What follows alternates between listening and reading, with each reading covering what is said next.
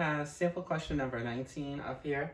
You can see it still says solve the equation. It might seem a little different because notice that we have one fraction on this side and this side has two. No big deal. Because this equal sign's here, we know of a trick to get rid of these denominators. The trick is you need to find the LCD. Once you find the LCD, you put them on top of each of these, and then the denominators will cancel out as part of the LCD. So we need to find the LCD first. Now notice the denominators don't match. Okay, so you have 6x plus 12, 2x plus 4, x plus 2. So to find an LCD, these are binomials. Because these are binomials, we're not going to do a tree diagram. You're going to see if there's a GCF first. Notice, oh yeah, this has a 6. So I take out the GCF of 6, and I'm left with x plus 2. We're going to talk about this in a second. I'm going to leave it as a 6 right now. Notice what's left over is two terms. Yeah, difference of squares, but this is a plus sign, so no good. Here, again, look for GCF or difference of squares. We do have a 2 that we can take out of. So this is going to be x plus 2. And then there's nothing left. And then this guy, yeah, there's no GCF, and it's not difference of squares. So we need to find the LCD. This is where it gets a little tricky. Some of you will think 6 is different from 2. For this application, it will work for you, but it's not technically the LCD. The reason why is because 6 can be broken down further. We never done that. But because I'm doing LCDs, you want every piece factored. So we checked the binomial to see if we could factor that out as difference of squares. But we had to check the GCF. And since that's a monomial, you could break that down as 2 times 3. 2 times 3 is the same thing as 6. The reason why I do that is because there's a 2 here, there's a 2 here. So if you kept it as 6 and 2, you might have thought that there should have been a 6 and a 2 in the list, or 12. In actuality, it's only a 2 and a 3, which would be 6. Right? But if you did use the 2 and a 6, you'll still get the right answer. Just technically, it wouldn't be your least common denominator. It would be just a common denominator. So anytime that your GCF is a monomial that you can break down, you might want to try to break it down. So I can see the different types are 2, 3, 2 is already in the list, and x plus 2. Everything else has a duplicate. So when you do the versus game for 2's, 1 versus 0, 1's the biggest amount. For 3's, 1 versus 0, 1's the biggest amount. For x plus 2, 1 versus 1 is a tie, so the biggest amount is still 1.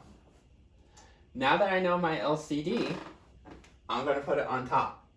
But before I do that, let's put these in parentheses so you can separate the numerator from the LCD. Now remember, this is really multiplication, so don't use commas. Put it as 2 dot 3 dot x plus 2. 2 dot 3 dot x plus 2. Just squeezing the whole LCD in each numerator.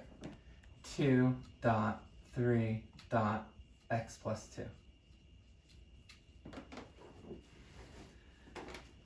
Now, when you start crossing out, don't use the original denominator. If you were able to factor this out as this, use the factored form.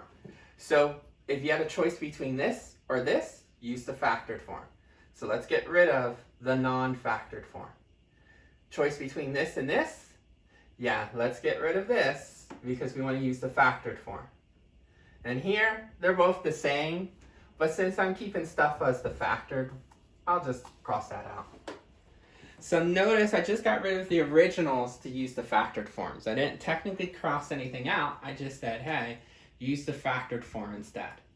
Once you have the factored form, now you can see, oh yeah, you have stuff that match. Notice that we have a 2 on top here, matches the 2 on the top, the bottom here. Or a 3 and a 3. Or the binomial x plus 2, binomial x plus 2. Over here, notice we have a 2 and a 2.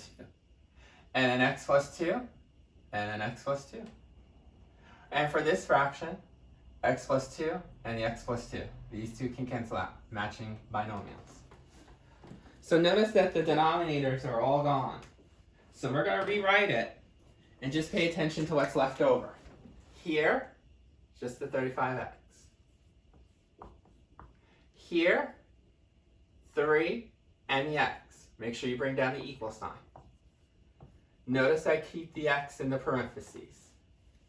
Here, plus sign, 2 times 3, and then the parentheses, 5x minus 1. Now that we have gotten this, let us simplify this. Get rid of these parentheses. Well, 35x, even if you had it as parentheses, if you put a 1 there, you'll still get 35x. Right? So some people might just realize you didn't need the parentheses. Others say, well, let me put the parentheses and just get rid of it by multiplying by 1. Either way. Here, 3 times x. It's 3x. Here, a little tricky. You have 3 items in the list. Anytime that you are multiplying by 3 items, we told you I always tell you in order. So if you had 3 times 5 times 10, I do 3 and 5, get an answer, 15, then multiply by the 10 to get 150. So I'm going to do the same thing here. Do 2 times 3 first, you get 6. And then do 6 times this whole thing. So this is how I'm going to get 6 times 5x is 30x. And then 6 times negative 1 is negative 6. Now that I got rid of all my parentheses, find where your equal sign, because that will divide the problem into 2 parts. Notice on the one side, the left side, it's just 35x. There's nothing that I can collect with it. But notice on the right side, we have some like terms. Remember like terms I always circle? So notice I have 3x here and I have a 30x. Since they're both positives, we would add. We get 33x. Now that I'm done collecting, this is the time to ask yourself, do you have an exponent? If the variable has an exponent, then you have to solve it by factoring. If you don't see any exponents, or you only see 1 as the exponent, then you can do the traditional variables on one side, constants on the other. So between 33x and 35x, this is bigger. So to me, I'll put the var here and the con here. Then I'll move the 33x over. So I get 2x equals negative 6. Then just divide each side by 2 to get x equals negative 3. Now, before I say that is my answer, this is saying this is a possible solution. What you're going to do is go back to the original problems, okay? If you forgot what the original denominators were, I can write them up real quick. This was 6 parentheses, this was 6x plus 12.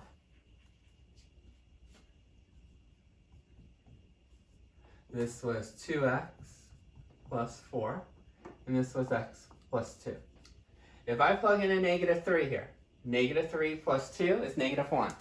That's fine. As long as you don't get a 0, you're good. How about this guy? Put a negative 3 here. You're going to get negative 6 plus 4 is negative 2. That's fine. How about if I put a negative 3 here? 6 times negative 3 is negative 18. Negative 18 plus 12, negative 6. So I'm not getting a 0 anywhere. If you plugged in this x equals negative 3 here, or or here and got 0 in the denominator, then you would have no solution. But because this is a valid answer, this whole problem, to make it a true statement, left side equal the right hand side, you need to have x equal -3. That's the only answer that would make this a true statement.